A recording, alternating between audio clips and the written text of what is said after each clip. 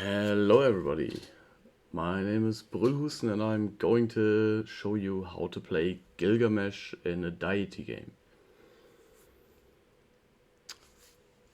First of all, I'll explain a lot of the concepts. I'll not prerequisite too much knowledge ahead of time, but yeah, let's go through the game setup quickly and then let's head right into it. So, this is a Deity game. Oh, by the way, I'm talking over a recording I did. I already played this game, uh, and I didn't want to bore you with 6 hours of gameplay, so I'll, this will be a compact video of this round. So yeah, I just picked a very default setting of continents on a small map. I think I set sea levels so low, yeah, and I think I gave myself a legendary start position. But aside of that, oh yeah, World Edge new for a little more hills. Yeah. Aside of that, not many other things were done. Uh, if you want to make it easier for yourself or just a little more interesting, you can choose game modes. They introduced new concepts, but unfortunately the AI isn't really smart in using them, so if you can implement any of these game modes into your strategy, you're going to get some benefit over the AI and you'll make the game even easier. Um, yeah, the reason why I say that, if you play Gilgamesh properly, Deity is. It has an interesting part at the beginning, and after that, it's. Yeah, you just click through the turns and win. One more thing for the setup, I use a few mods. One is CQUI, which kind of makes Civ 6 more like a PC UI instead of a tablet UI. Like I'm playing the game with my mouse, not with my finger, so I don't need massively oversized buttons. And another mod I use is the happiness and growth indicators. And for the own sanity of, yeah, I'm playing a lot of multiplayer in this game. So for better starts and in general like more fun, I have faster starting settlers activated. So if somebody, I don't know, gets a bad position, he can just move around a little, and yeah, it's just the first settler that gets some extra movement. Yeah, and the other mod that I've activated is more movement, which changes the game quite a bit. It adds it adds an additional movement to every unit, and the reason for that is we are all like the group I play in. We're all used to the movement of Civ 5, which basically allowed to move onto a hill, for example, even if you didn't have the full movement to move onto that hill. And in Civ 6, that was changed and it kind of slows down the games quite a lot. And it also makes, yeah, it makes it quite hard to move units around the map. So it is something I can recommend if you're used to the old game modes. Yeah. So before we head into the game, let me go over a few things with Gilgamesh. If you already know Gilgamesh quite well, feel free to skip ahead till gameplay starts. Yeah, I'll not discuss anything round specific until then. So yeah, Gilgamesh is quite special. He is many people in the internet claim he's the worst Civ in the game, etc., which I completely disagree with. He's very special and, in my opinion, the strongest early aggression Civ in the game.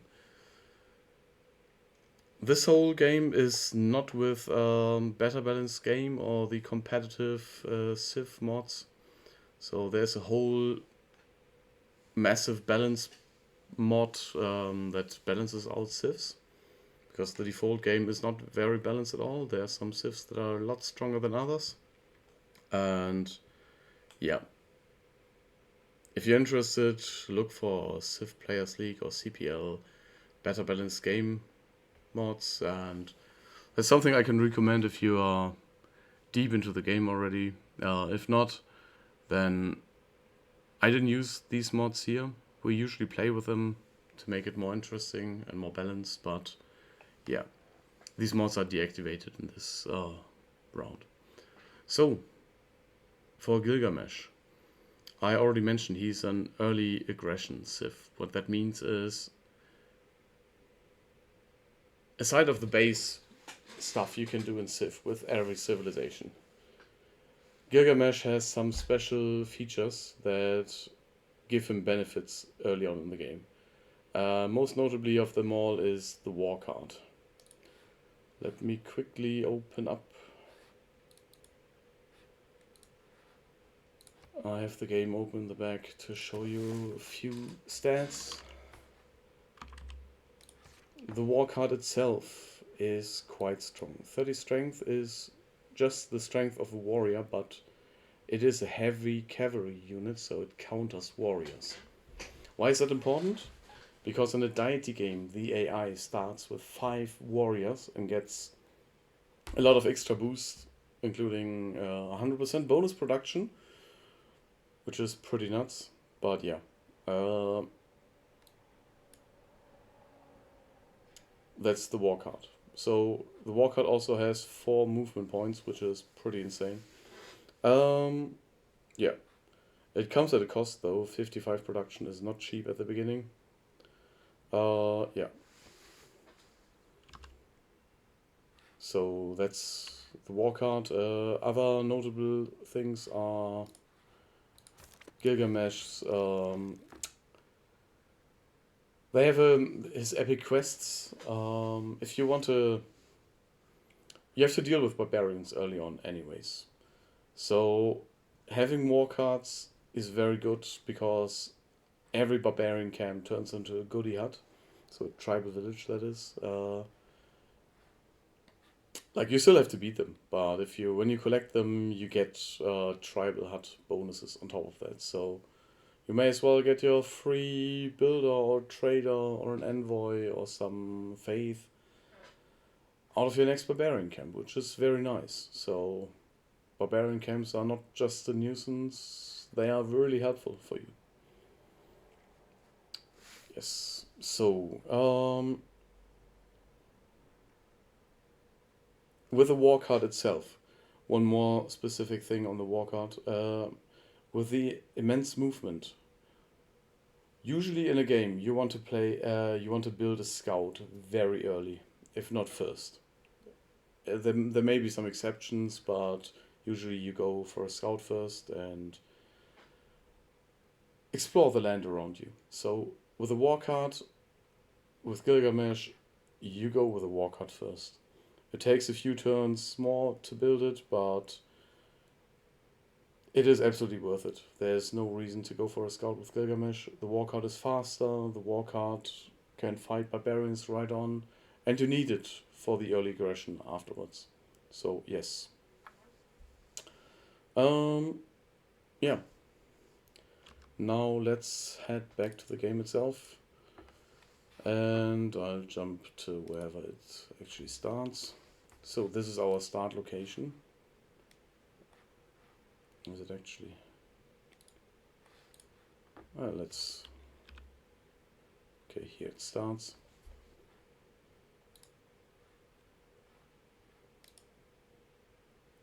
So this is the location we start with. Which is pretty, like, I had to restart once before. I didn't actually restart. It's like I set up a new game because there was like no real production. That's like the only criteria for a Gilgamesh start in Deity. If you want to go early aggression, you need some half decent production fields. You want to settle on a plains hill if possible, or on a luxury resource, or both. But you need fresh water for growth. The desert on the right side may scare off quite some of you. And yes, this is by far not the perfect start, but it is decent enough. You have two fields, like this field will turn into, once you settle on it, Plains Hill field will turn into 2 food to production. So that's already pretty good. And you have 3 fields with 4 production and or food.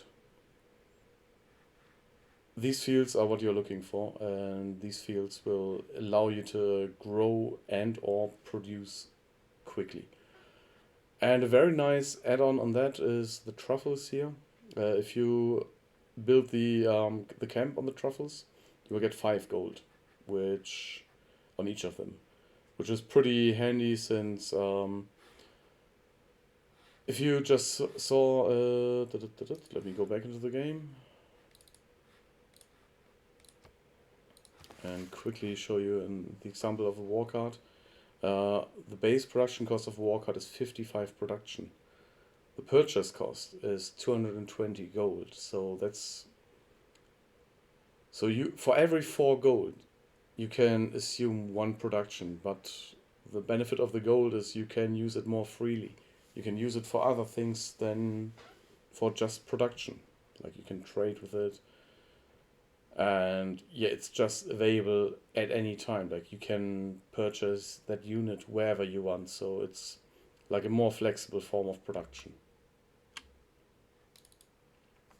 Good. So I'll let the game run. And here I just scouted a little bit and to see if there's more desert below. And that's where I made the decision that this is a good enough start. As I said, it's not brilliant, but actually exactly where I landed, I can build a pretty decent capital city. The right side with the desert, the reason why I didn't care too much about it is because you need a lot of slots in your capital that aren't production slots, like for wonders, for districts, and yeah, you will see later on I will be able to use all of these slots. So here I go for a war card right away. It's 8 turns and I swap to the field with extra food. Just because I want the second pop in the city. The earlier I get it, the more war cards I can pump out.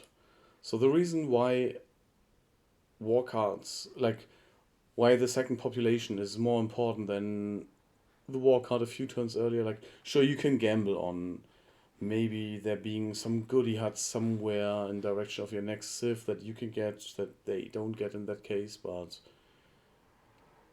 that would just be a gamble. In my opinion, what counts is how many war cards you can have. For the early aggression, what counts is how many war cards do you get out. Let's say till turn 30 or maybe 40. Whenever you want to start, roughly at that time, you probably start your aggression. So, in my opinion, it's more important to grow first, and you can see it lines up with the second city, with the second inhabitant.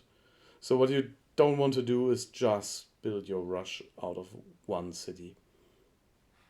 I like to go for a second city, and that's also why I'm scouting here. Like I'm on one hand looking for other players and or AI players in that case, or just good settled spots in general. And I already see some pretty decent land. Like here's a river going down, there's a volcano, so these fields will likely turn to more production. And yeah, I already met my first city-state, which luckily enough it's a militaristic city-state, so I get a little production boost for my unit productions. And what also helps with the city-state, you can check in the city-state itself. I'm not sure if I'm doing it right here, but you can check if there is if another civilization has met this city-state. So here I find a goodie hut. And yep, this one moves away. I get some free gold, that's nice. And now I just move around and keep scouting. Now I'm about to get my second inhabitant, or my second population. And my war card is finished soon after, so that's perfect. I think I switched to settlers, at least I should. After this one is done, yep, there's my war card. Send it out. You get an additional movement point if you start. Yeah, okay, show settlers, that's good. You get an additional movement point if you start on open plains, so, or grassland. And yeah, you can just, you see how much area I'm covering. I'm just, the reason why I don't go further to the north is pretty simple. You could see it here. You can already see the map border here. So above this there will likely just be some more plains and tundra and some ice. So it is super unlikely that another civ is here, and I have my warrior who's discovering the fields up here. Like maybe there's like a land mass over here. You don't know. So I'm just covering that area.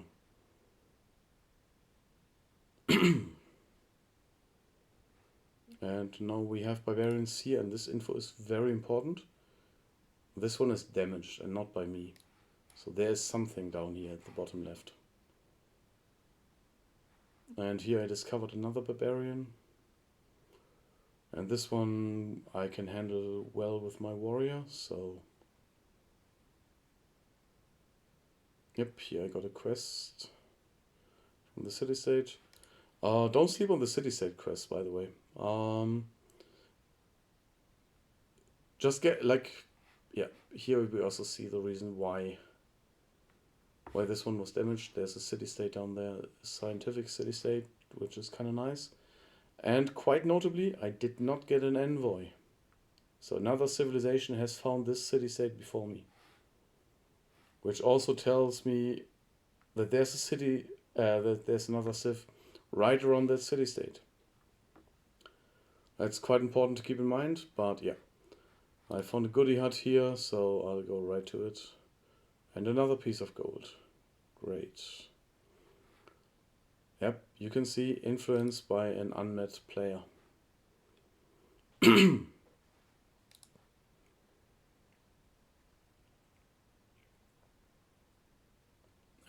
I'm going for this one. And this one is losing health, so there's a unit, most likely from the city-state, next to it. Which is fine, like, we don't need to bother with city-state units. Like, it's not like they attack us unless another civ we're at war with is southern of that city-state.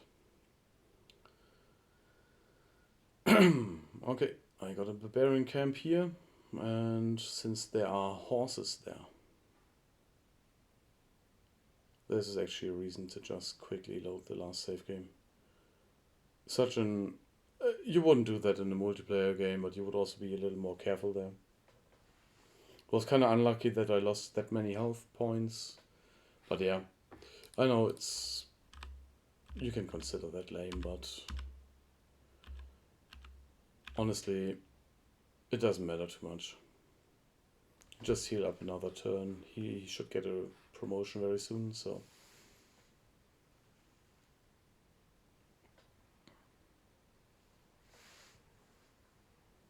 yeah. Just play it safe. That's also, like, losing that warrior up top there is like losing, what, 5 turns of production in your capital. And now I could also, like, with the Code of Law, I could afford the card. Let me actually go back to the cards. So, I'm placing the combat strength against barbarians just because I have barbarians to fight and I didn't build any scouts. In general, I prefer the combat strength against barbarians just to not, like, you can just to save some military units that you need to fight barbarians. Yeah, and the second card you put is the one with faith, Why that? Because on standard speed, I believe it's like 30 faith that you need to get your Pantheon. You want the Pantheon as early as possible. That's your first big rush to go for. And that's also the reason why I'm going for the barbarian camps, because as you remember, they are goodie huts basically when I capture them.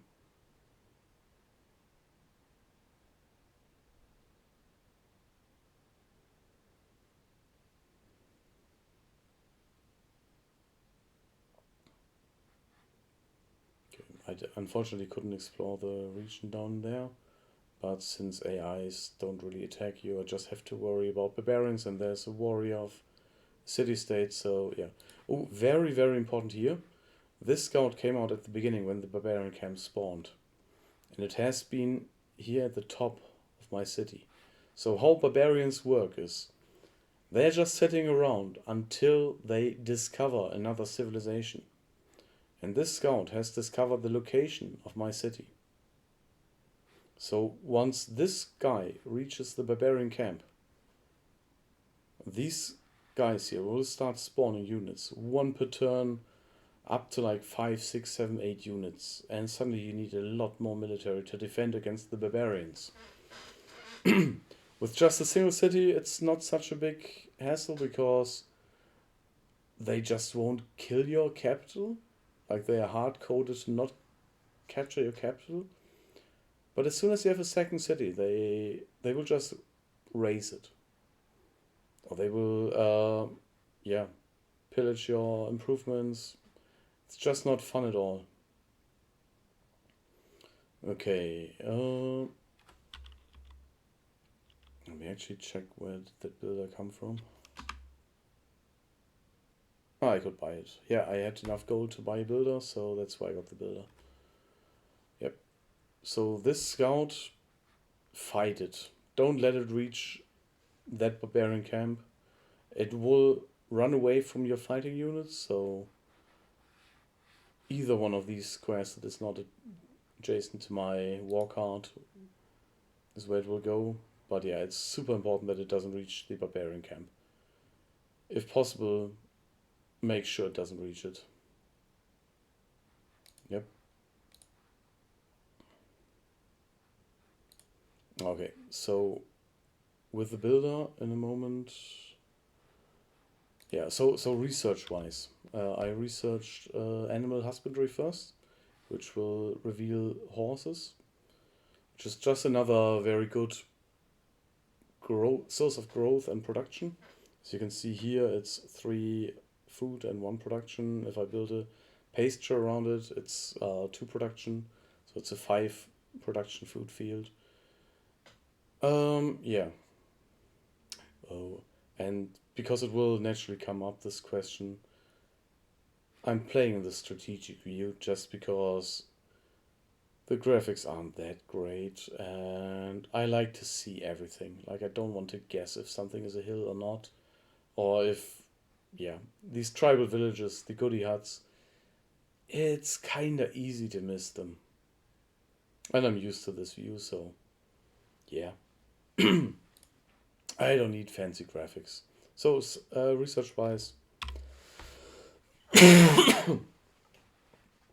as long as you have no boosts, it is no problem at all to research animal husbandry, mining, and pottery first. Yeah. Absolutely no problem. You have to research them anyways, so might as well do it first. Yeah. And you can see here, oops, the field, once it's improved, it will not only give you truffles, which is actually shown by the CQUI up top here. Yeah. So, yes, I just mentioned that I use the happiness and growth indicators. This is the stuff up here. So the house means that it is the right one, means you have one city with full housing capacities, no limited growth, and the one in the middle of the amenities means you have a content city. one city that is content. This is good, this is ecstatic, bad, and yeah, this is very bad here where you don't really grow anymore. Yep. Yeah, this one is just producing ships, perfect for me. And here we see our second city, and here I'm wondering where to best settle. Okay, I'll pause the game here, so you can see these freshwater tiles here. The game wants me to go here, which I think is not a good idea, simply because you take away tiles from your capital. So really the only options are these 3 tiles here. And I decided to go for the truffles. So next to the truffles. Actually, I don't need to decide right now.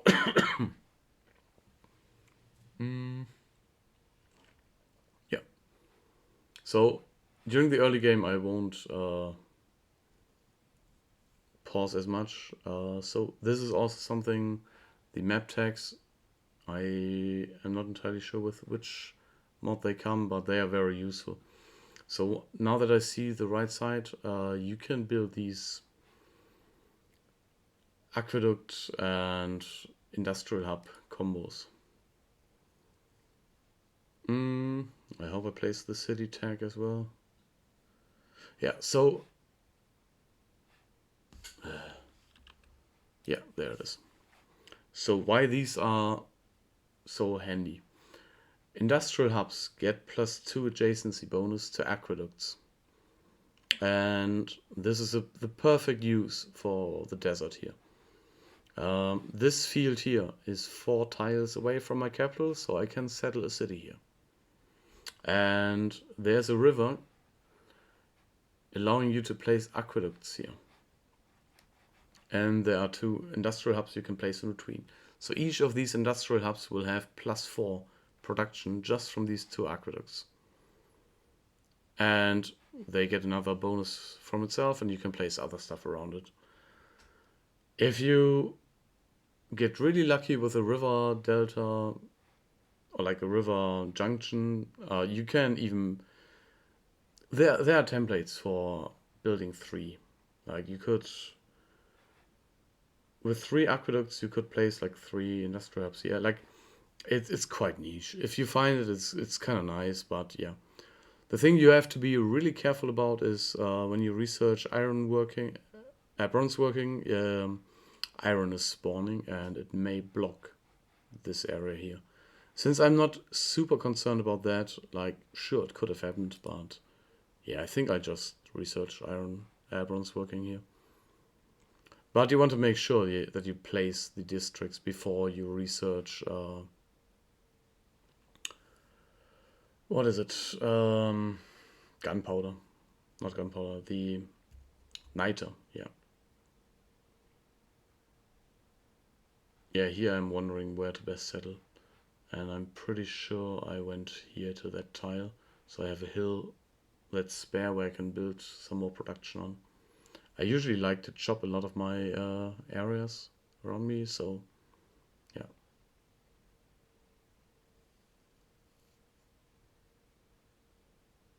Boom, free envoy, which is perfect. The first envoy gives you 1 science in your capital, so this is basically a 25%, actually a 33% science increase for a few turns till I get more science, which is very handy. So buying the builder was the best idea, in my opinion, because you gain extra gold, simply because of that. Yeah, so this city here is pretty good as it is. I hopefully go for a builder, yes. And here it depends a lot. I chose to buy this field just to have more food. I wanted a high production field with more food to grow the city quicker. Because, and here I meet the next Civ. So why I wanted to do that? I'm going to pump out war cards a lot. And you see the growth right now is like 21 turns, which is quite slow. I can I can live without this gold for a moment and just go for more, yeah, for the horses. So the growth will probably double almost if once I go there. And yeah, meeting Russia is interesting at least, because that also tells me there's not a lot of area to the bottom.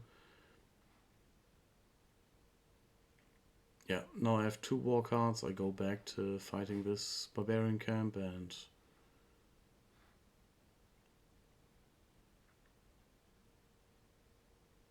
I should go for more war cards here. Yes, I do. Okay.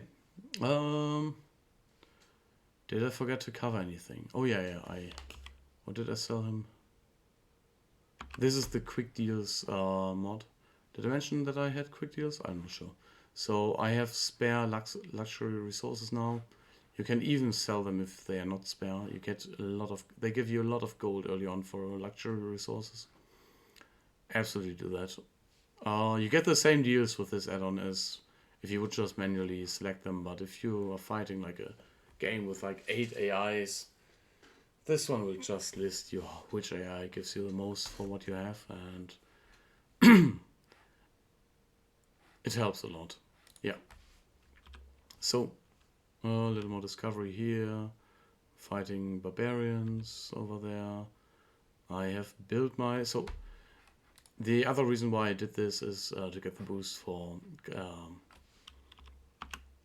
what is it? Yeah, craftsmanship. Yes. I like to get as many boosts as possible for the simple reason that you just progress faster. Good. So more exploration. I'm skipping over a little bit here because now I'm capturing the barbarian camp and researching stuff that's boosted. I don't need to beeline anything really. So I'm not entirely sure. Oh, I wanted to research irrigation because I believe there was a city-state quest, but yeah, I don't really have a field to build it on, so I didn't really bother.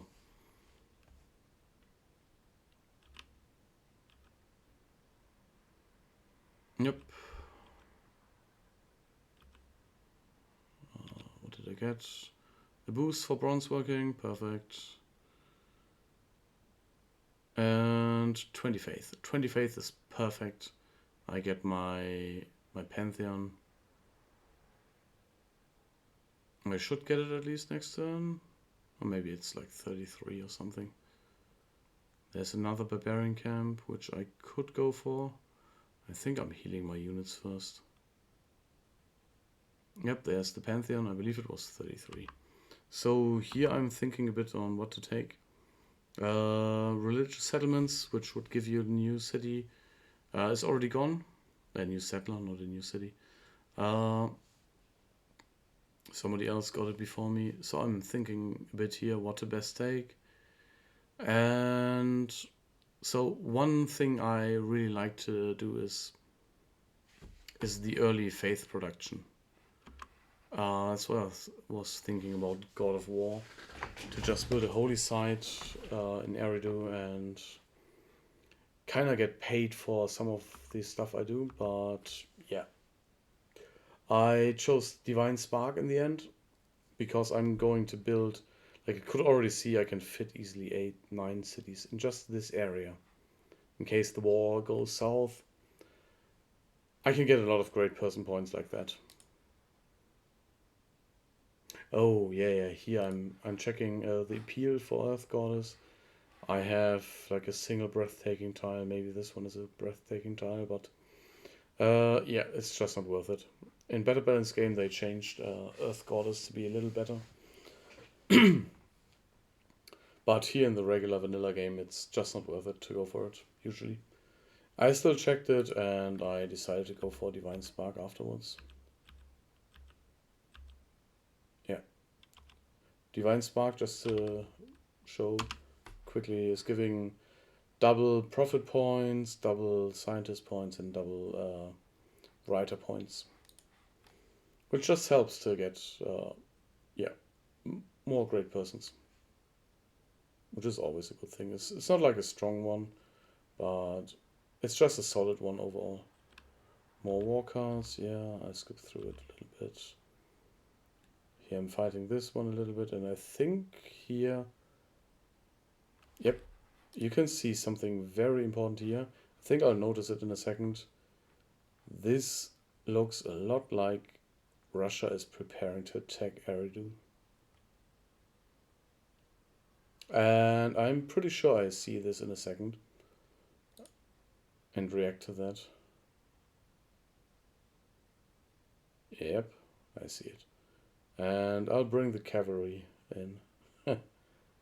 Buy a war card, and let me quickly explain you how the AI works with declaring wars.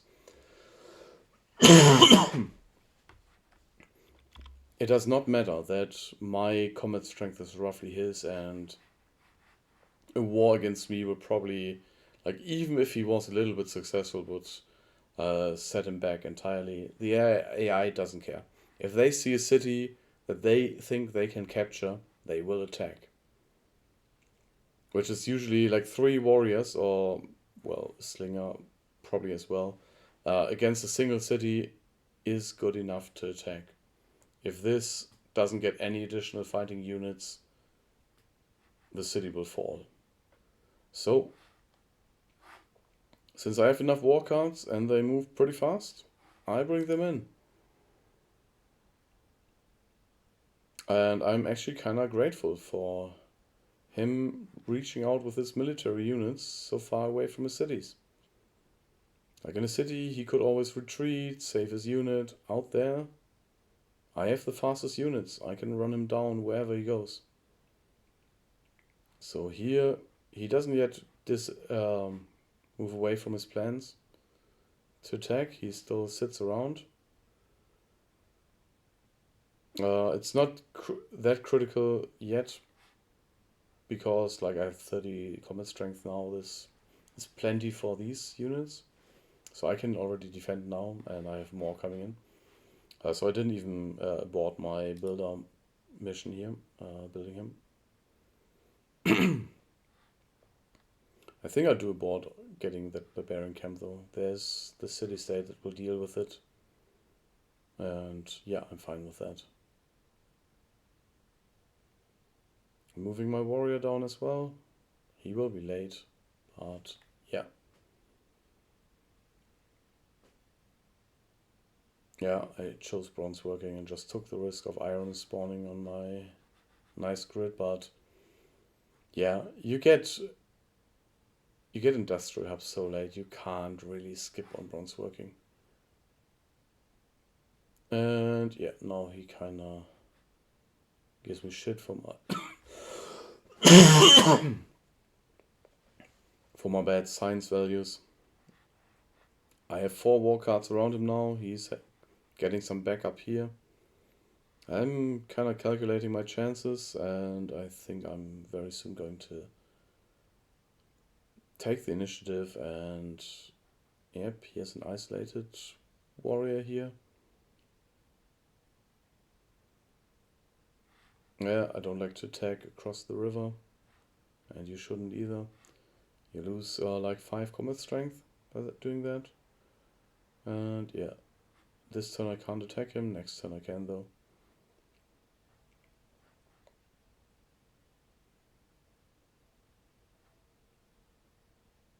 I have another war card ready, and I think I'll go for a next one. Yeah, which makes perfect sense, since I'm planning on conquering him. Like I can see now where he is roughly located. So yeah. Now he's abandoning his attack plan, and I'm like, you're not getting away. Fuck you.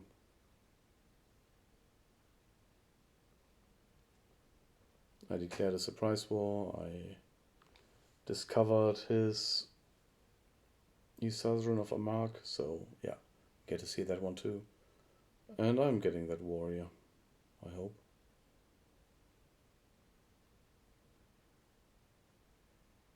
Yep, and well, that's almost down. First unit dead, which is kind of big, because if he heals back, it's not really much gained.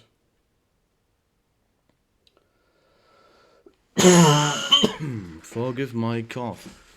I'm suffering a little cold. I'm taking a unit from the back to get the kill and exploring a little bit on the side. Going in wide. And yep. So foreign trade, I picked craftsmanship next because I'm nowhere close to boosting early empire and I'm not planning to build settlers, so that should be fine. I'm swapping over to horsemen now, just so I grow a little faster. Should have done that a little earlier, but yeah, it's fine. And here I'm wondering if I should push in deeper. I think I would survive if I do it, but I still decide to go back out. I don't want to risk the war card. You never know. Maybe there's more fighting units that I can't see yet. And it was a good idea. He's moving in himself.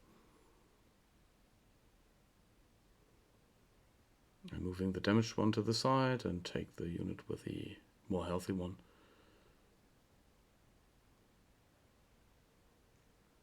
Yep, these two warriors are hostile, so I have to take care a little bit about that.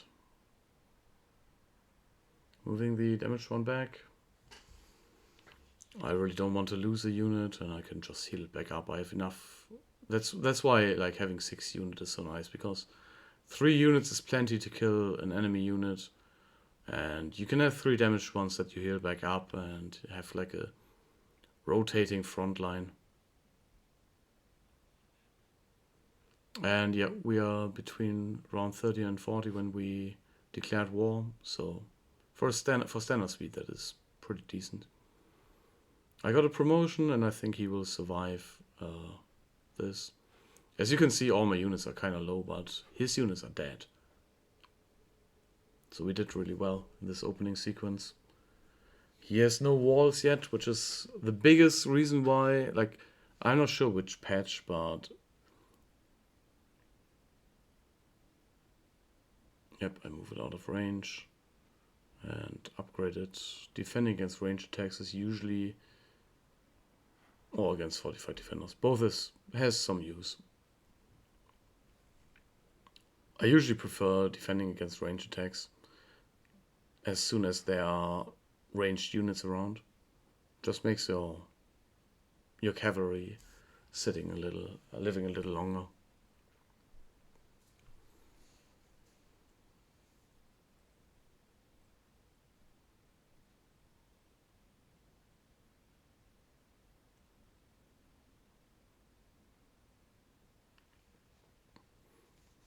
Killing that scout was like a little bit living on the edge. Like, he will survive a hit from a warrior, but not from a slinger and a warrior. So yeah, wasn't the safest thing to do. I'm bringing all my units back now, heal them up.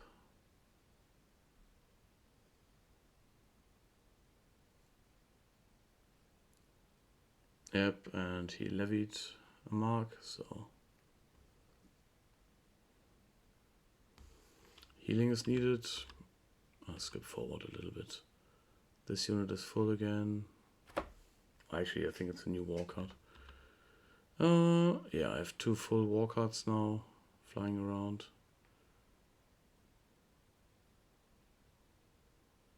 I sack one of his missionaries. Yep, this one gets a level up, which is great. And I'm going for war cards here, and because I have forests to chop. 2 chopped forests is a war card basically. Yep. Bringing this one back. His units are damaged again, which is pretty good.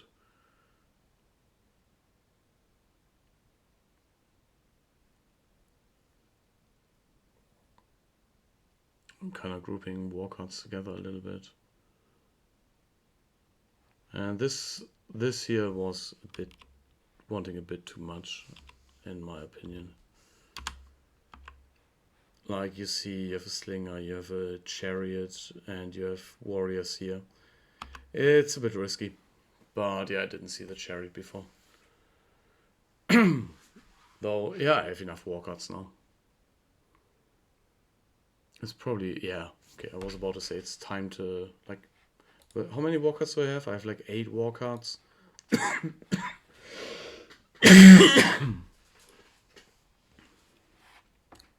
That really is plenty. So I go for another settler now. Yep, and I lost my war card down here. I overextended. Should have waited for the pack to heal up again, and should have gone in with a fully healed pack of units. So you can see I have a serious advantage in military power over him now, and his units are half dead. I have enough with the strong war cards to overpower his stuff, and this is also likely what will happen. Yeah, nice. He attacked me, so he lost a lot more. I find an attack sequence that kills both of them, and this should be fine to survive whatever he sends. I got some unit upgrades so they heal.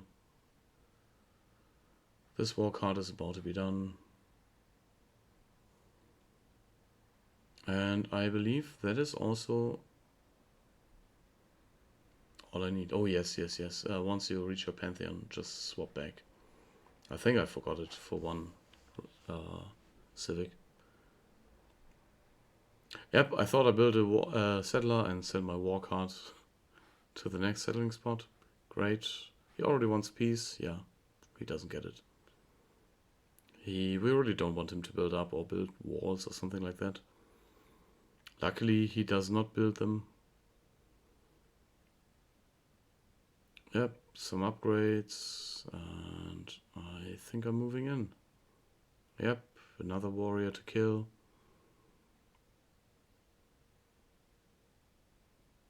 Crossing the river. I'll soon put this city under siege, and we'll go to town on it. So the whole science part is like, here I'm just choosing something. I chose archery because kill a unit with a slinger is something I won't boost. As you can see, I didn't get a golden age, which is fine for the beginning. I don't have any science anyways. Like, I can't really use the dedications properly, so if I would go for a peaceful game, then boosting some faith early on is very good, and going for monumentality for getting extra settlers out. Yeah, but I chose an aggressive path, and there's nothing really that boosts the aggressive path properly, so it's perfectly fine to just go for a normal age. The only thing that hurts a bit is the loyalty pressure, which you will see in a moment. I had to struggle with that a bit. And you can see here, the city's already under siege. I think siege means it doesn't heal back from damage anymore. And I think I already start doing a little damage here. Yep. The more that is missing, the more damage you're going to do. So the fighting strength of the city is going down. I'm building a holy site here because I saw... Actually, did I check yet? I don't know. Anyways, so faith is quite good in combination with monumentality to boost out settlers later on. Or builders in general. It's good to build up your empire.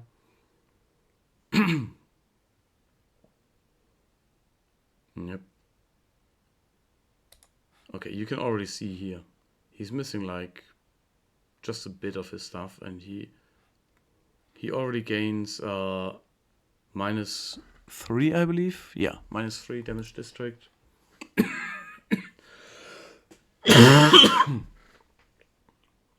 The city is basically just a massive unit. And yeah, so something I'm doing on the side is pillaging. I can't emphasize enough how important pillaging is. You get so much. You saw I got 40 faith earlier from pillaging something. Yep, I take a little more. There's nothing really to pillage here. You can't pillage wonders, but nope, you're not getting peace. Let me see. I should pillage that theater square here.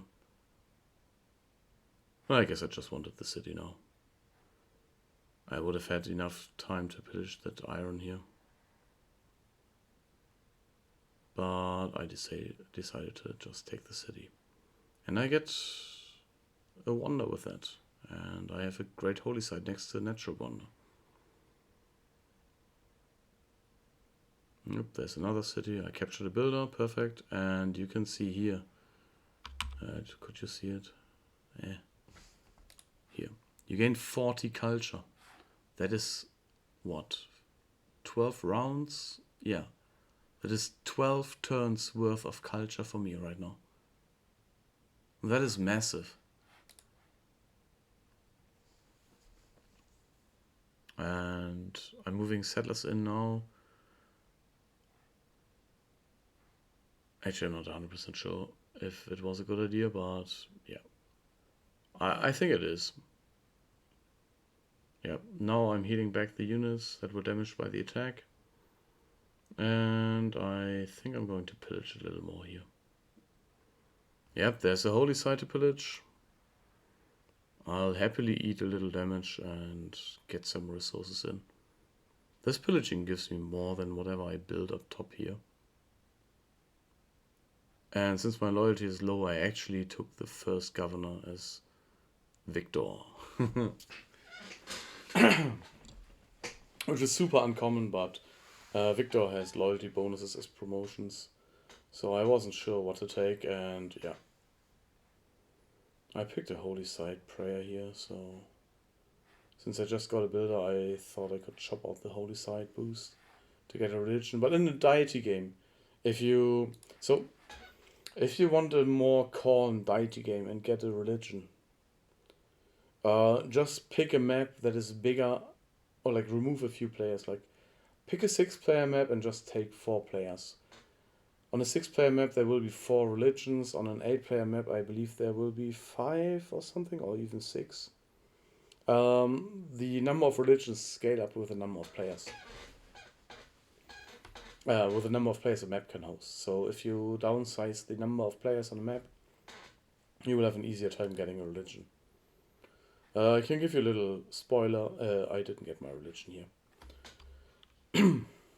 But I tried. Like, it's never too late to try. So if you do holy site prayers, you get progress to your great profit. Okay, I'll go a little quicker over some parts here. I'm pillaging stuff. Yeah, holy site pillage, this pillage. You see, I'm already at 150 faith. That is probably almost a settler at this rate. Yeah. I'm moving a little deeper in.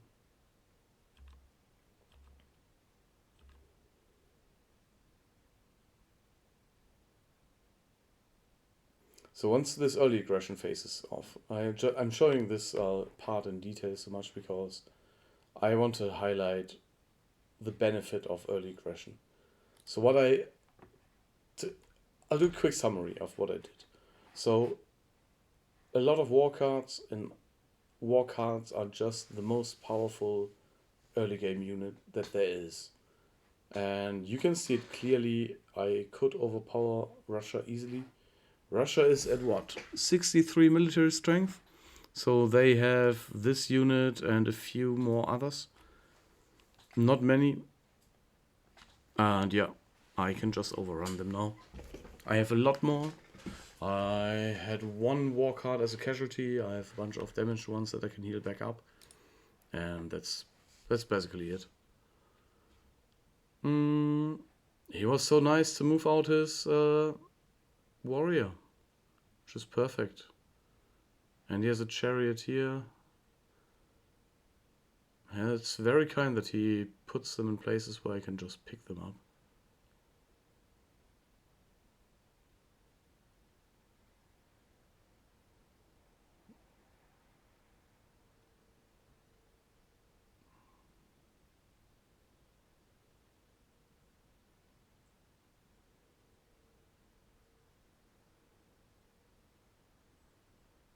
Yep, Moscow is going down. Much unlike World War II. Yeah. I don't know. It looks so much more clean on the strategic view. I don't know how all of you can play in without it. Well, I'm skipping forward a little bit. I'm pillaging stuff. He wants peace every now and then. And this is where I got Moscow. And yeah, you can see an issue here. Moscow was not the capital. The capital is St. Petersburg. So I have two cities that are about to flip. 4 turns here and over there 2 turns maybe. So I have to hurry up and capture the next one. Yeah, it's great to just go in and heal your units on enemy farms. You can repair them with a builder later on anyways, and repairing districts is also not that difficult, so might as well take the loot. Okay, so I think I plundered like a trader there. You see, there's a lot of benefits, yeah, flipping in 2 turns. I think I have to recapture Moscow here. And thanks to Victor, this city is safe now. Slightly safe. At least it's not flipping anymore. Yeah. So, I was talking about the pillage stuff. You get payback for building war cards early on and doing war, which is pillaging, but you have to use it. Like, the worst thing you can do is building a lot of stuff and then not using it.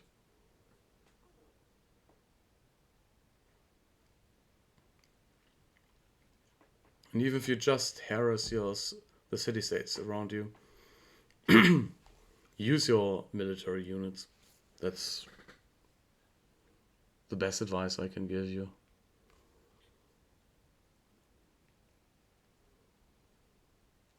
Yep. So I reallocate. I plunder some stuff. And Kazan is about to fall, which is the 3rd city for me. And you can see I have more cities conquered than settled at this point already. Which is perfectly fine. Now I settle my 3rd city because I'm kind of worried about getting like a strategic resource spawning on top of these spots. And I want a new holy site. Yeah, they already have this one. Yeah, you can see here very clearly. Russia already has its religion, and I believe this unmet player here with plus 9.2 already has his religion as well. So religion, we could see in the frame before that there are 2 religions already founded, and yeah, the next religion will come in 1 turn and the one after in 5 turns. So I'm in a bit of a hassle. I have some income, but yeah, with city projects I can maybe beat the guy with 5 turns left, but that remains to be seen. Oh well, I already spoiled, I missed the religion, so finishing the city project didn't work out for me. It was worth a try. Yep, the city flipped. I am capturing Kazan and I'm recapturing Moscow.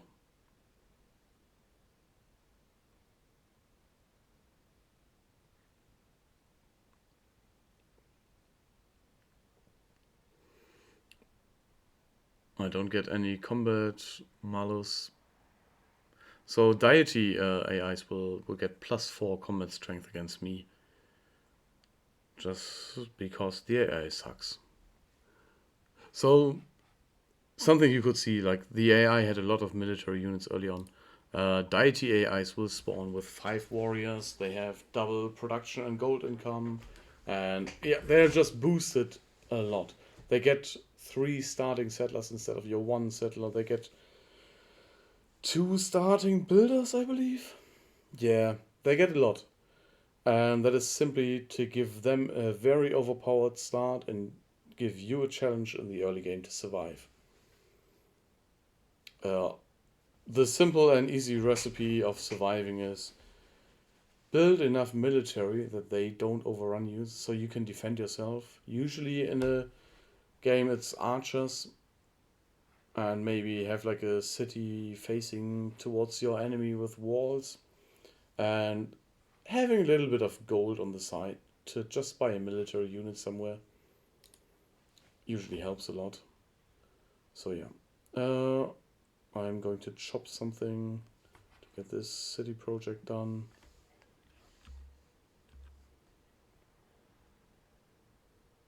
Political philosophy researched. If you have doubts if you would win or not, go for... Well, okay, I'm capturing the city first, and I'm assigning the governor to Moscow, I believe. Yes. Now the other city's flipping again, but usually it should be fine because it's far enough away from the enemy capital, and I have 2 more cities exerting pressure on Yaroslav. But well, maybe it's not. We'll see.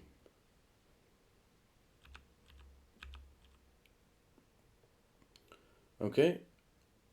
Healing and collecting my units again. And yeah. Now for the next stuff. If you are in doubt, go for oligarchy. I didn't choose oligarchy here because I have cavalry. And I don't have many melee or naval units. So if I had a lot of melee units, oligarchy would be perfect because I get combat strength bonuses then. Since I have a lot of cavalry and I'm also pretty sure that I can overrun my enemy. I didn't pick this. I picked Classical Republic to get the extra economy slot, or slots rather. And yeah, just overall points, because the game is not over once I win the war, right? So I still, like, I was lacking a lot of development, and you will soon see once I discover the next AI how far behind I am. I have to catch that up.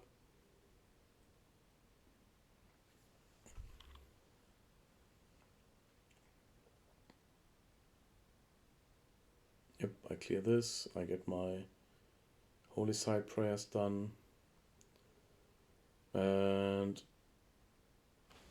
yep, you can see here 1 turn, and another player gets his in 2 turns, and I am beating this player here. But there's already a 3rd religion. So yeah.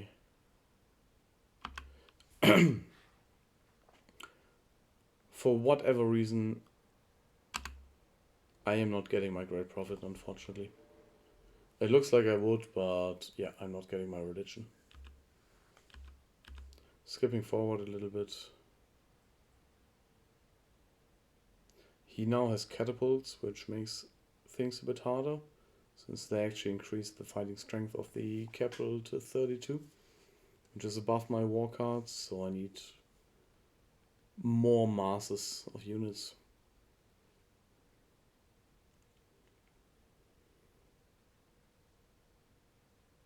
Yep, something to plunder, 50 more gold. Like, all these small things add up. They really add up.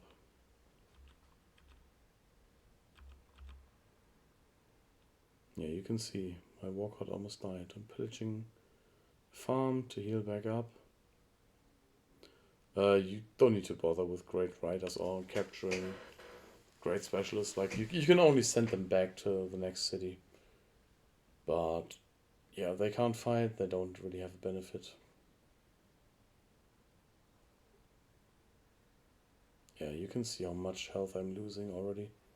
So war cards are not crazy overpowered. And I think I'm going to lose a war card here very soon. Like, this catapult should be able to kill this red one. Or maybe the one at the bottom. Hopefully the one at the bottom. So yeah, I'm collecting units now to launch an attack. And really I should have taken this war card down there. Yep, I just lost the war card.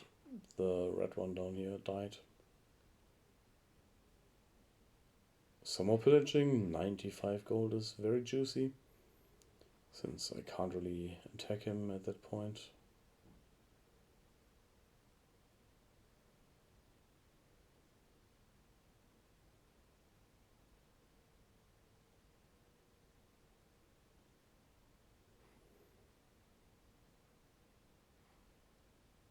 Yep.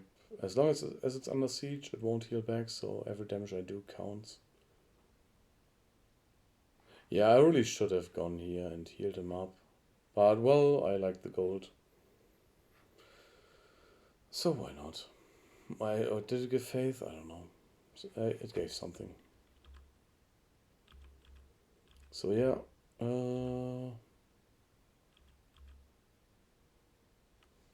Now a second catapult spawns, and I think at this point I really need to take down this catapult, even if it costs me a war card. Yeah, bring the healthy one in. Do some extra damage. Yeah. Get some more culture. Perfect. Yeah, save this war card. Bring some new ones in.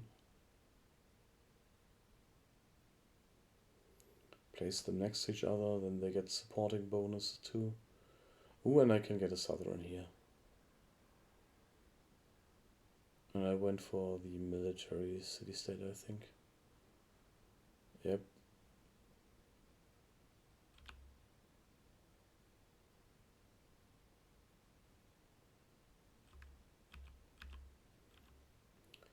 Just for the very simple reason, because Fez doesn't give much, so...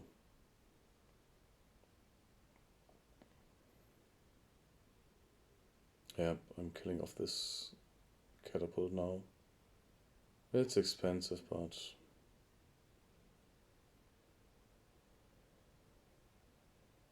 Yeah, military units in cities give 1 loyalty, so it's kinda good to keep cities as they are. Boom. This catapult is down, so my stuff kinda lives on.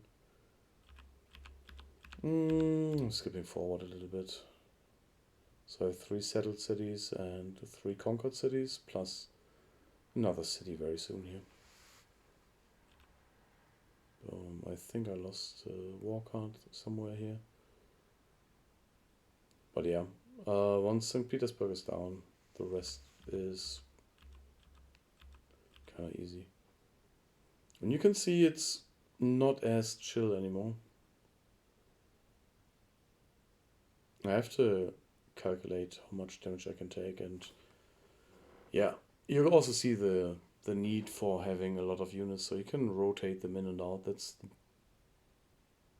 the biggest benefit of cavalry. The high movement allows you to go in and out.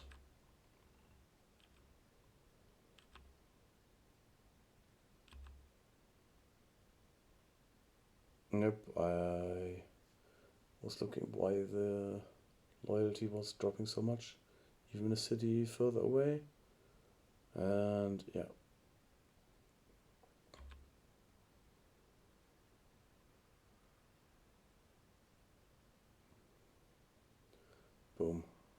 I got it. Kinda close, but I still got it. Yep, I'm en route for Golden Age, which is also very important. I already have 20, almost 20 faith, and I pillaged quite some faith, so I should be able to pump out a few settlers once the Golden Age is there. So with their capital down, I should exert enough pressure. Yeah, you can see it goes up now. But it was already very far down in all of them. Yep. I'm skipping forward a little bit. So, yeah, he wants peace all the time again. And skipping. I just made a jump. I'm not yet at the Golden Age. He wants peace yet again. And, oh yes, the reason why I took this here. Let me go back. You can see on the map I captured the next city of him. The one down here, and he still has the city up here. I took the peace treaty because it just binds you for 10 turns to not attack again. And I had all my units down here and they were all damaged.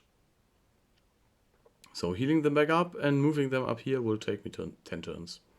And he at this point is so far behind, he won't just get like, I don't know, crossbowmen, walls, knights or something like that. So I figured I might as well go for getting like a great piece of work here and some gold for healing back up for 10 turns. And actually him seeding the cities so they grow again. It was a pretty... It just made sense. Yep. And let's fast forward. He still has the cities. I think I'm moving up my stuff. I'm chopping stuff. Oh yes, so one more thing. I decided to go for a wonder here, the Temple of the Artemis, simply because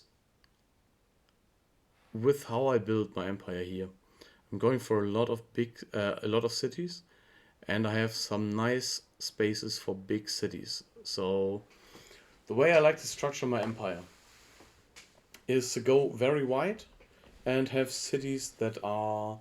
Many of my cities only have like a small amount of population and just like 2 or maybe 3 districts. But I like to have a few, 2, 3 very high production cities, and to grow the population of a city early on. The Temple of the Artemis is giving you a nice boost.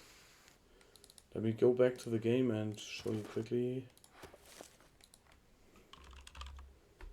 Temple of Artemis will give you amenities, and it also gives you housing. +4 food, +3 housing. So this housing here allows you to grow the city a lot more. Especially if you have stuff to chop. Which I still do. I still have some jungle to chop, so I can increase the housing, the population a lot.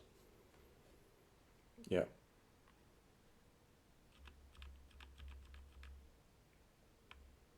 I believe I just got a trader.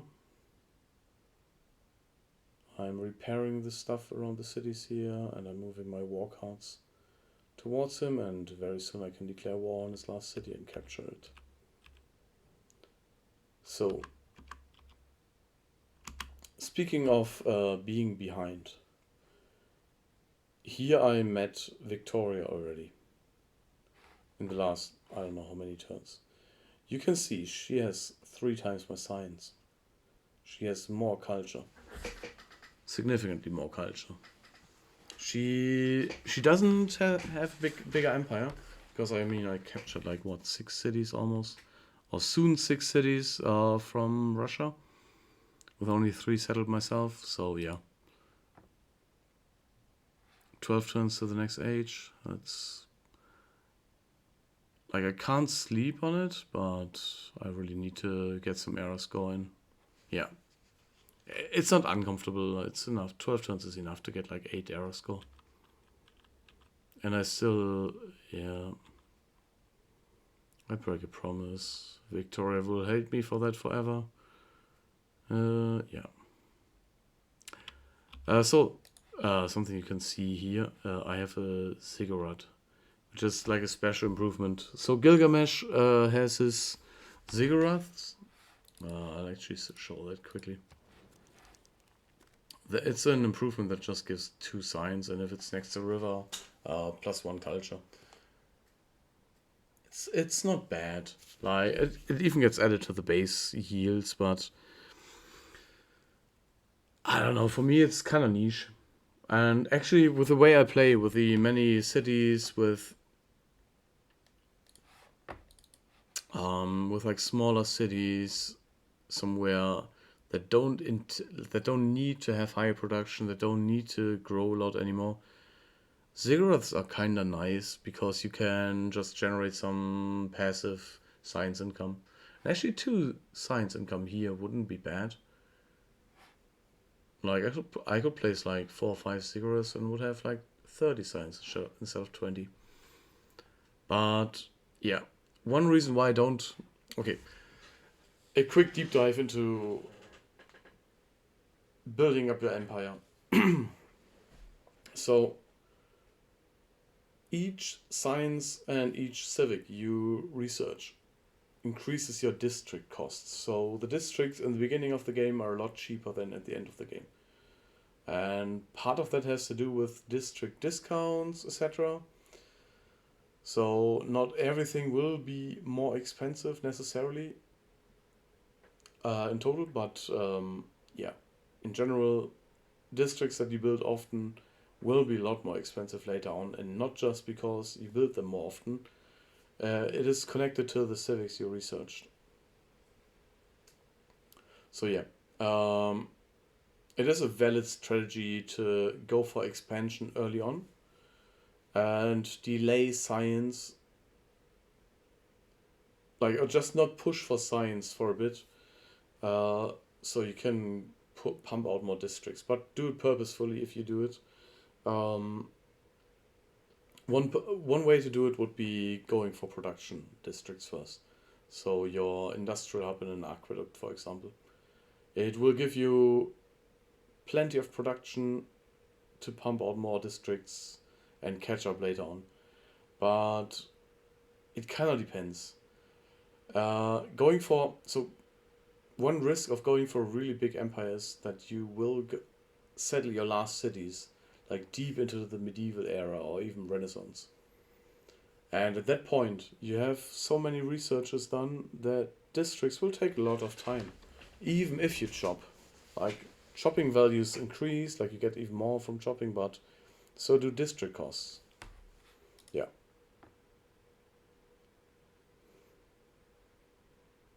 Okay. So we build up more, and I think from here on I can skip a lot of the video.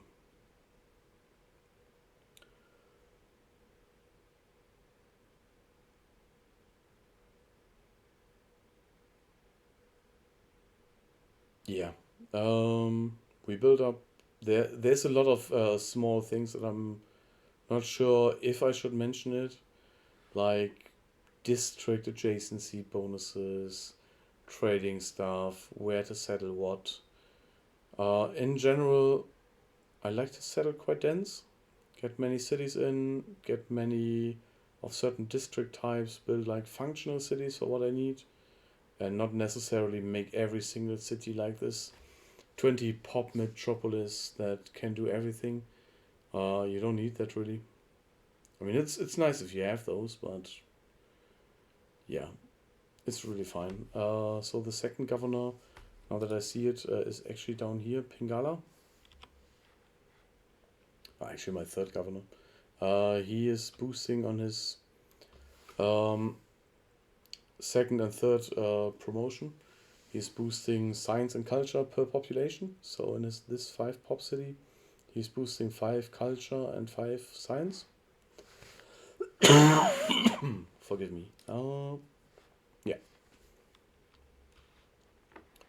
more research getting done, and from here on the game is pretty trivial. I'm about to capture Russia.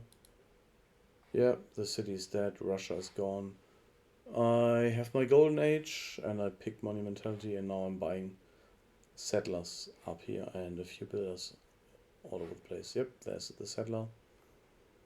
Wait, let me actually go back to the point where I got monumentality.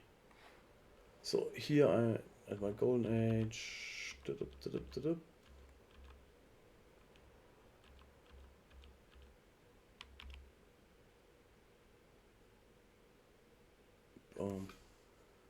Yep.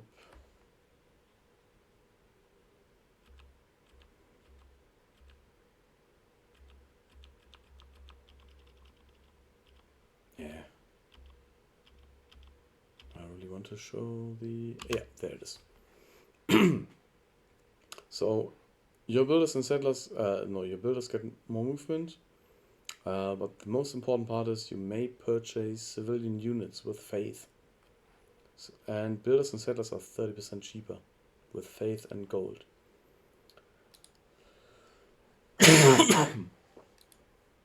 In my case, it's a no-brainer. I have 1,300 faith from all the pillaging and production. So this is with how few cities I've settled. I can probably pump out like 5 cities just from that. The prices increase, of course, per city that you have.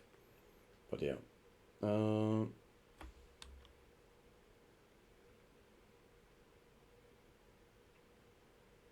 yeah, I'm building the Apadana because I wanted envoys. And I actually needed some more era score for the next golden age. So going into a golden age from a normal age is a lot more easy than getting golden ages back to back. So for golden ages back to back, you need to generate a lot of era score, either from wonders or from like placing your first high adjacency districts, like a +4 industrial hub, +4 campus, etc. Or for some of them +3 is enough. Yeah, and now I'm just settling. Let me skip forward a bit. I'm reserving a field for a potential spaceport. Like, the worst thing you can do is, not worst, but a very painful thing to do is placing stuff on all your flat tiles around your capital. And at the end, when you want to do your science rush, you have like this enormous 300 production capital, and you can't place your science up anymore. Not your science, your spaceport anymore. So I just put a marker on to remind myself to leave a space, leave a slot free for that hub. Yep. And now here I'm starting to construct the my diamond shape. Yeah.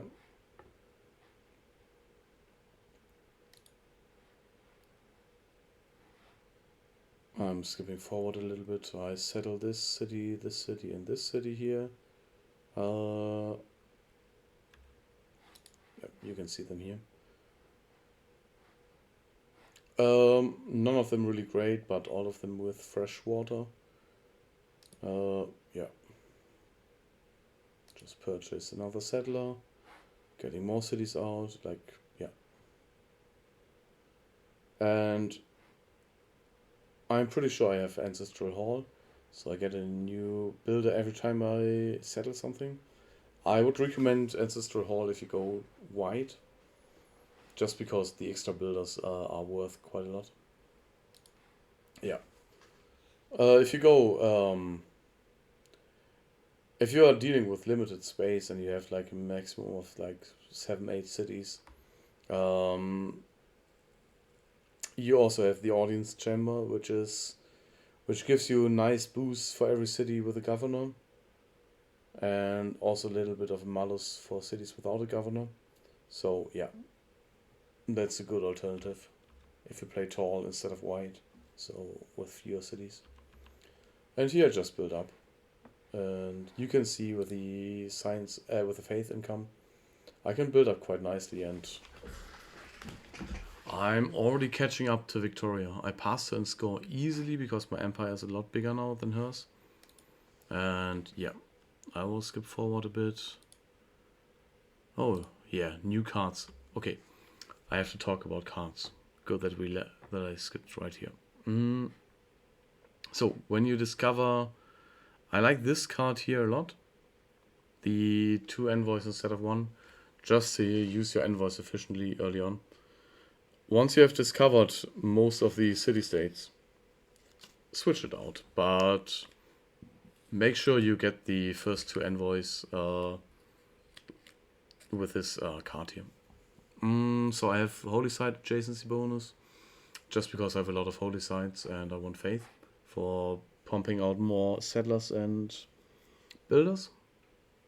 The +1 production in all cities does not sound like much, but if you have 15 cities like me, this is 15 flat production. That's a lot. It's distributed all across your empire, but it helps you grow up. The unit maintenance thing is mostly because I had nothing else I need. I don't really have units that cost gold, so I mean it probably saves me like a few gold anyways. Yeah, and one of the most important cards is Serfdom, which gives your builders 5 charges. Yeah. Good. So, what changed in my empire? Not much. I settled another city. I'm just clustering the entire island with cities. 15 cities right now. I'm deleting some old markers. Maybe we can see how much production I have here if I care to. No, I don't. It should be 7 production here, because after researching guilds, I had 14 production. So guilds is giving you the industrial hub adjacency bonus, and yeah, that one helped a lot. Skipping forward a little bit. I didn't settle anything new. Okay. Ooh, yes. So, as you can see here, actually, if you're not used to the indicators, you probably don't see, but almost all of my cities are unhappy. I'm lacking amenities. I don't have many luxury resources in my area, and duplicates don't provide extra. So I could either trade, and I, by the way, met the next civ, or I could find other means of increasing amenities. And one great way to increase amenities is building a Colosseum.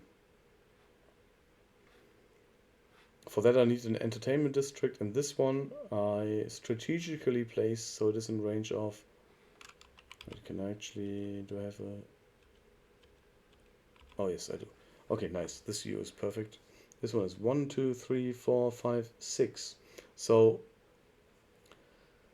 a Colosseum gives amenities for all cities in range of 6 fields.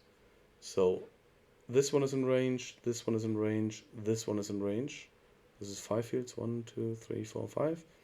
This one should be just outside of range. 1, 2, 3, 4, 5, 6, 7, yeah. But this one is in range. So this is a Colosseum with 6 cities in range. Actually, I can quickly show you.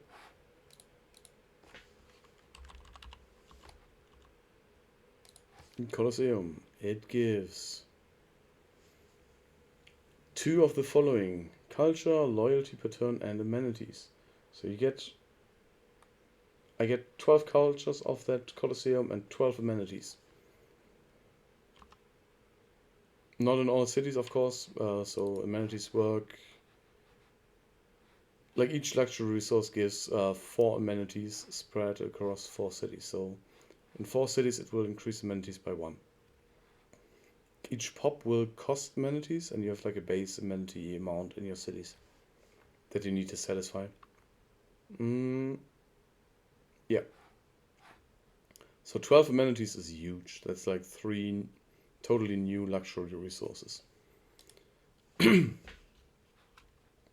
that's what I go for. Anything else? So science-wise, if I don't need to beeline anything, I just chase stuff I've inspired, and I try to inspire some new research if it fits into what I plan to do. And yeah, I will make a bigger jump now.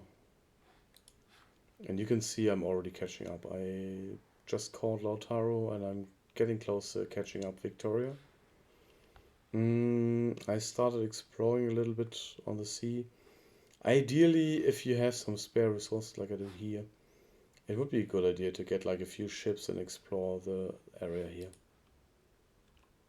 Yeah, so I settled a few more cities. Actually, one more city. Yeah, I think I will still settle a few more. Colosseum is built. My amenities are still shit, but that's because my population also grew. Yeah. I'm planning to build a St. Basil's Cathedral here, which boosts Tundra tiles in St. Petersburg. And I'm going to place in this city up here. I hope I can see it in a moment. Yeah, here. So you can see I chopped a lot of jungle tiles in other cities. I'm not going to chop them here, I hope. At least this is ideal for Chichen Itza, which will boost culture and, yeah, on these jungle tiles. Culture and I believe one production. Yeah. Okay. As for the game concepts. So while this is running in the back, in my case, I'm sitting on a continent with just one other civ, and the war card push was enough to conquer it. You may run into a civ that, for whatever reason, does better. And in that case, you may need an extra layer. So, if you play military, it is always a good idea to have a little extra coin. So, have some gold production. Building some commercial hubs on the side is quite good. Simply because in this specific case with Gilgamesh, war cards can be upgraded to knights. So if you upgrade knights, war cards to knights, you suddenly have a lot of trained and leveled knights at your hand. And you can beeline knights. You can research knights quite cheaply. If you like, you can skip a lot of research on the side and go for very early knights with Gilgamesh. That takes a lot of gold though for the upgrade. There's a card you can put down for reducing the upgrade costs.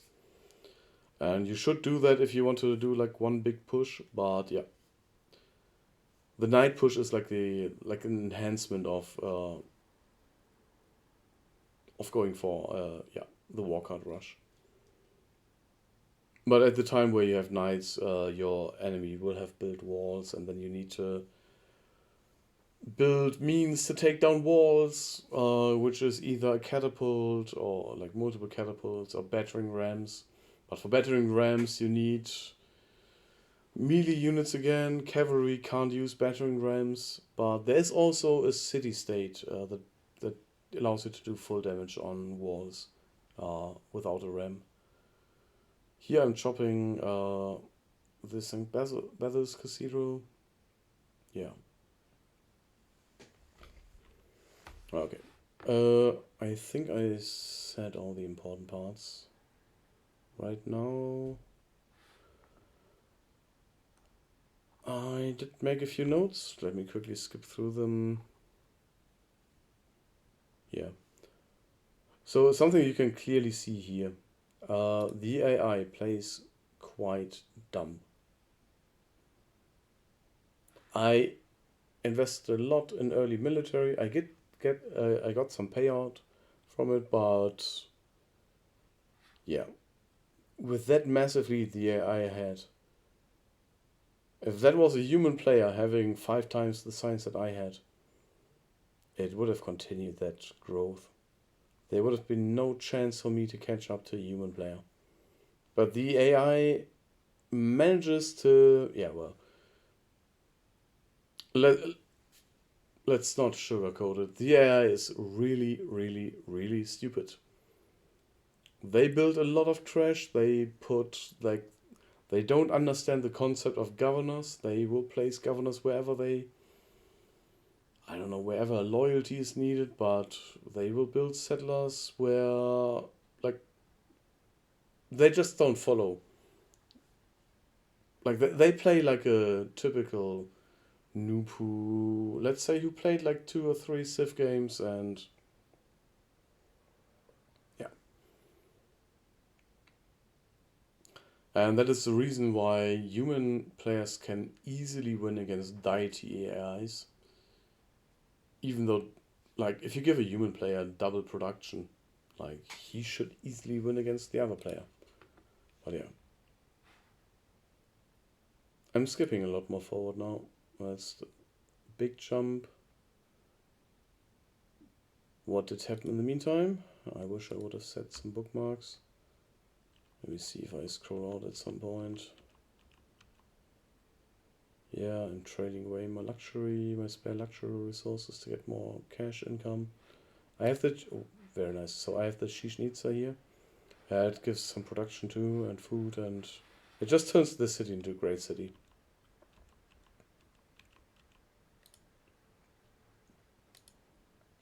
Let me see if you can. Oh, actually, there was something interesting. Yeah. No. Yeah. Okay. So you can see with the St. Basil's Cathedral completed. There are a lot of, like, the tundra tiles with hills. You build a mine on them, and these have mines, and these are great fields for your city. But what do you do with these tiles? So you can go for conservationism, and it's in the civic tree quite a bit down, but it's not very hard to get. Conservation. And this one allows builders to plant forests. You can't chop these forests again, but you can place lumber mills on those forests, and they will give as much or almost as much as mines. And if I skip forward quite a bit more, you can see that too. Yeah. So at this point, you can see they basically did nothing for science or culture. I got 50% increase for mine, and whatever they did, it didn't help them to progress their game. But that's the AI. So I'm pumping out wonders. So here, I believe I'm building the Casa de Contractio. I don't know. I don't see where I do it, but, well, it looks like I'm. Oh, here, down here. Okay. Never mind. Yeah, this is why I need the strategic view. In a real game, I wouldn't even see that. Yes. So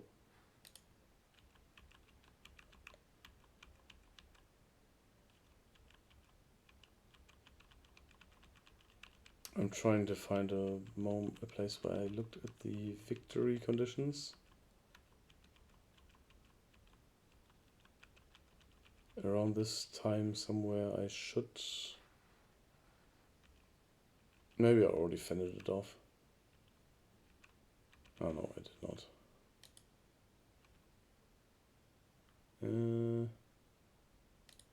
Oh yeah, no, this is a lot deeper in. I didn't even meet the last player yet. So, what I'm worried about, or what I at least should be worried about, it's plain in my screen here, but I didn't realize it till it was almost too late. Suleiman, with his apostles, he has converted every other civilization already. And I don't have a founded religion of my own, so I can't build inquisitors and just drive his religion out.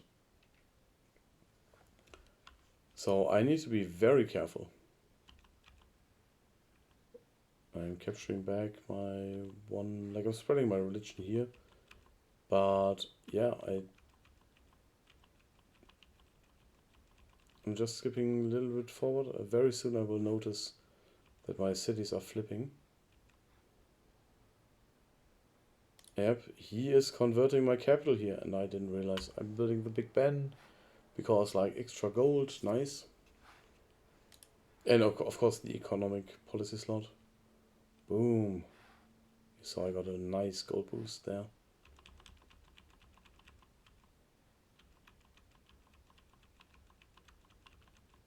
Oh wait, let me quickly show you the cards I have right here. Still with Merchant Republic, but I got the Potato Palace and the Big Ben.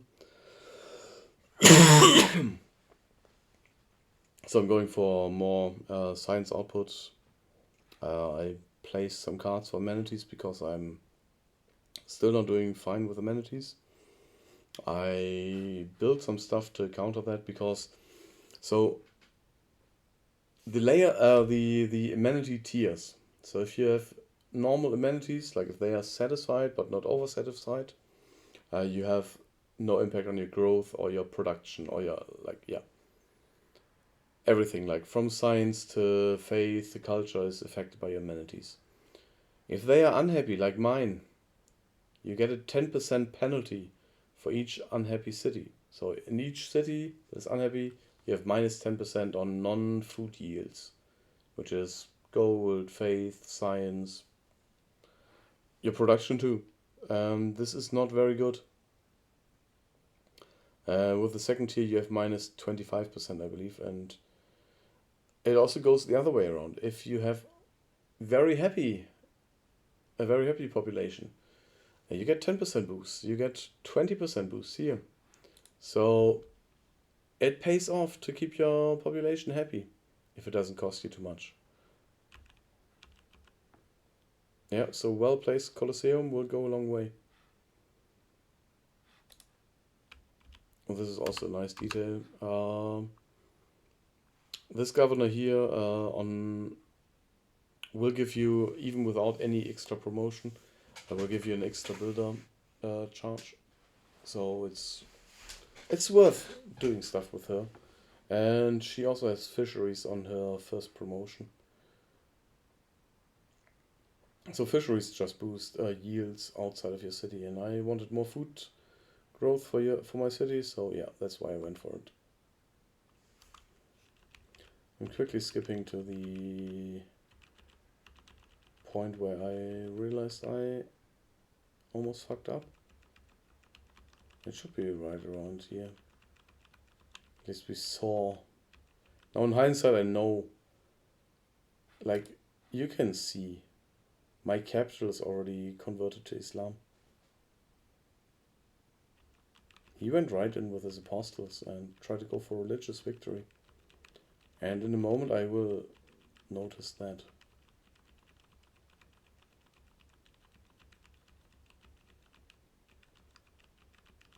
I just didn't pay enough attention.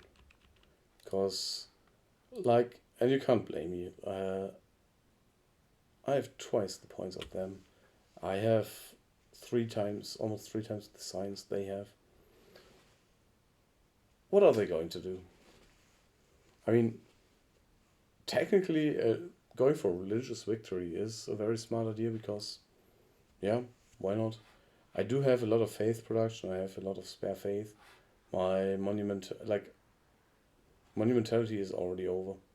I can't really use it anymore. Like the age is over. So yeah. Here I had the idea to build a Petra city, or Petra rather. The yields here, Petra will boost your desert yields. It's very, very late for Petra city, but why not? I thought, hey, let's grow it, and let's somehow, maybe nobody builds a Petra. But yeah, I didn't end up getting it in the end.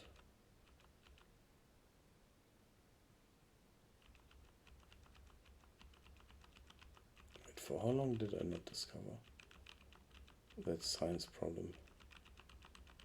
I know it kept me busy for a while.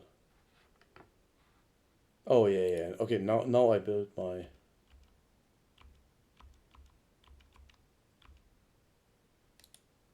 Here I'm building my apostles.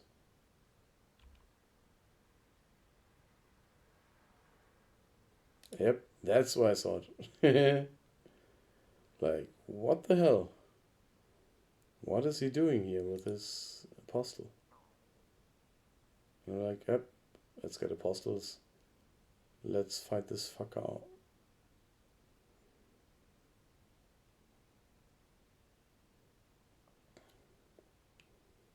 And I'm letting it run for a moment.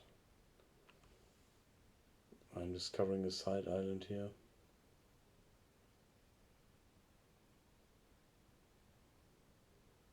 And I should check the victory conditions soon.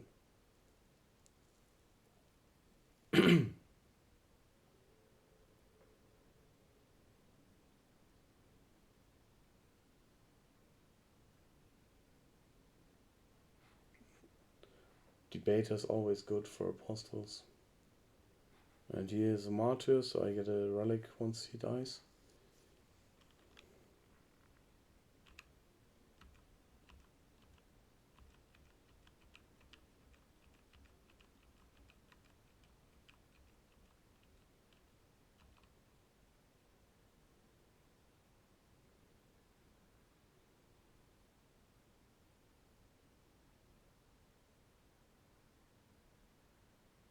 I think I just saw that.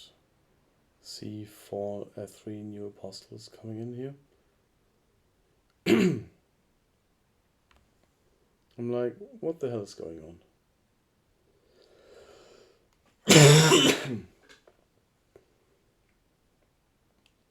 And I see, ooh, shit, my cities are converted. This is not good.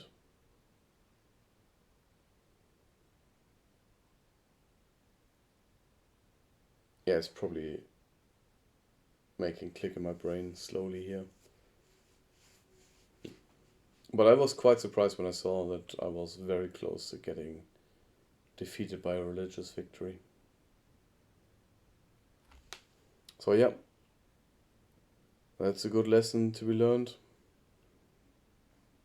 Always check other victory conditions. It's very annoying if you just die or just lose to a diplomatic victory or some culture victory you didn't see coming or a religious victory.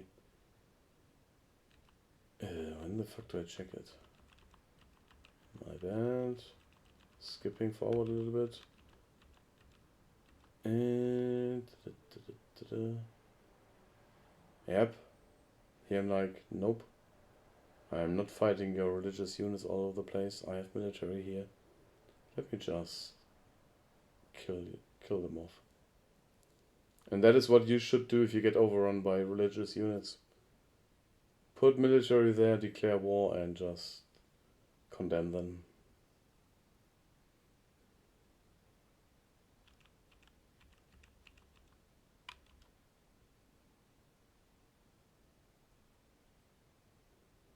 And yep, I'm regaining my... At least the other religion I have, it's not my own religion, but I can't allow them to get a religious victory, so yeah.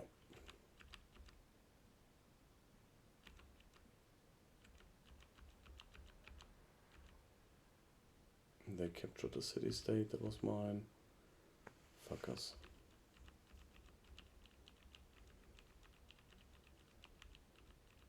I actually realized it very late. Yeah.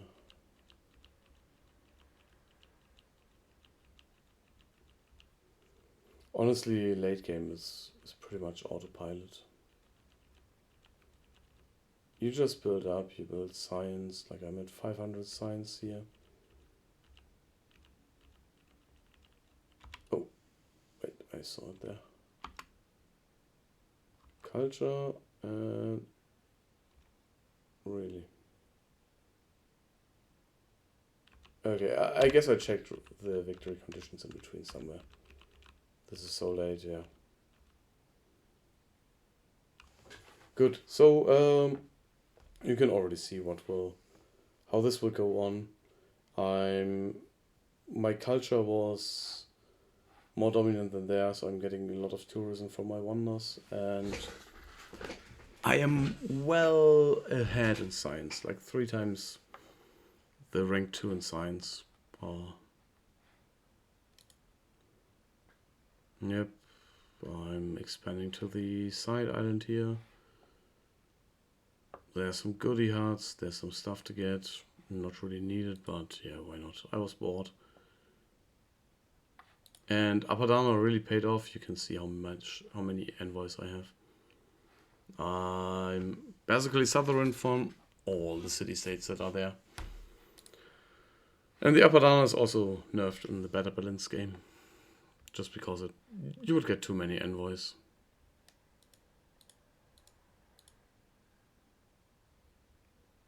Yep. Let me skip towards the end to show you a little more. I'm very close. Oh, actually, this is not the end. I had to cut the video because the file was getting too big.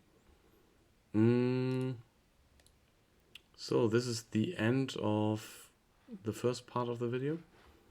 The second part isn't much longer, so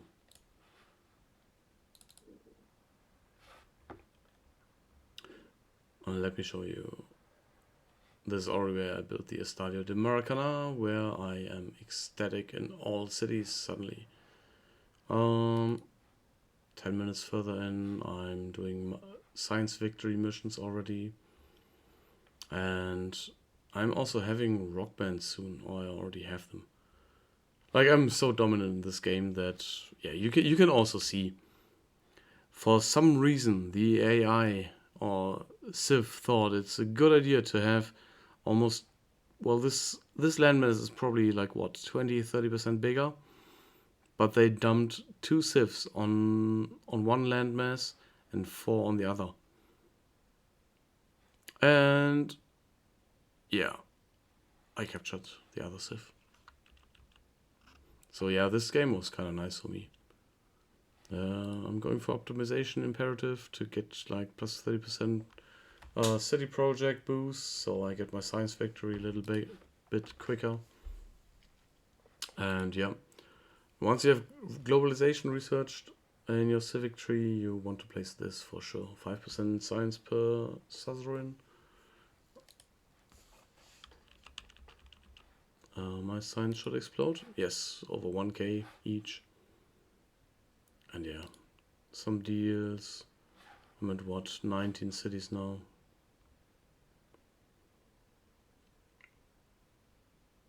Yeah. I'm still at war with this guy. I have secret intel, which is another thing that many people forget. Ooh, I'm pausing this now. You can see this here. He has no intel on me, but I have secret intel on him, which is, so the intel is layered. And for each, so there are layers from open till top secret. I'm at secret, which is the second highest level, and I believe he has like limited access, which is 2 levels below what I have. For each level that I am ahead, I will get plus 3 combat strength because I have intel on opponents' movements. 6 combat strength is a lot. So yeah, also something to not sleep on. Like if you don't want to siphon funds or something, just use your spy and place it in a civ you're at war with. So, holy shit, I'm talking for almost 2 hours. I wanted to make this a 30-minute video. Well, let's make the last part very quick. Here I'm using rock bands because I can. I have enough faith. And it does pay off in the end. I get a top level rock band, which gets like, yep, good stuff. I'm close to winning the science race too.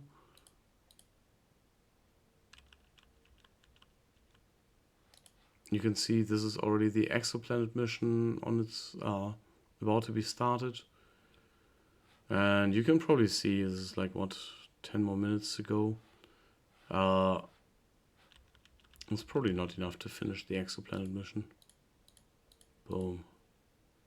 Here I had giant death robots. I killed off the Suleiman. Nope, you're not getting peace. Giant death robots are so nice. Like, they are the ultimate game ender unit. And if you're ahead in science and you can build them earlier than your opponent, then yeah. Boom, boom. Keep the city, and yeah. You for sure want to research the power cells for the giant death robot. Yeah, you can see here I'm already boosting the exoplanet mission. And surprise, surprise. I'm almost done with the... okay, these are the cities of him, yeah, that I captured. But surprise, surprise, I'm not getting a science victory. I'm getting a culture victory. My rock band's paid off. Why did I even go for science at all? Well, okay, to have fun with giant death robots, but yeah. You can see the only thing you need to do. Ooh, nice, nice, nice. This is a giant death robot shooting the city. Zoom. Check this beautiful animation. Yeah, which animation? No animation. So yeah, quick recap on what you need to keep in mind if you want to beat the Deity AI. Survive the early game. Secure, like, you need to do a combination of surviving the early game and securing a big enough territory. Even half of this map would have been enough, like half of my territory here would have been enough to win an AI game. Like, you can clearly see in round, what, 246? Well, 1675 AD. That's perfect for launching an exoplanet mission and having a Mars colony, right? So I was quite fast in this game. But yeah. The AI will probably reach the bloody Mars colony or the exoplanet mission in fucking 2180. They are not good. And I don't think any one of the AI has even started a space race yet or something towards a culture victory. You have plenty of time. Of course, every game is different. You may face Korea or someone, or Hammurabi, who will get like some sciences just from his boost. So yeah. In general though, the AI is really dumb. They just get a lot out of the box to make your life early game really hard. And that's the only phase that is challenging. If you survive the early game and you have a half decent territory and you manage to build up, then you're good. Then nothing in the late game will happen. They don't use the laser boosters and shit like that. You have almost 50 turns to get your science victory later on. You can sometimes run into issues with the culture victory because they actually go for great works. But since they don't really push wonders too much, they don't use like these policy cards properly. You usually, well, if you know what you're doing, you shouldn't struggle with getting the win in a Deity game if you survive the early game. Okay, we are scratching on the 2-hour mark. That's it from me. I hope this helped somebody. And have a good night. See ya.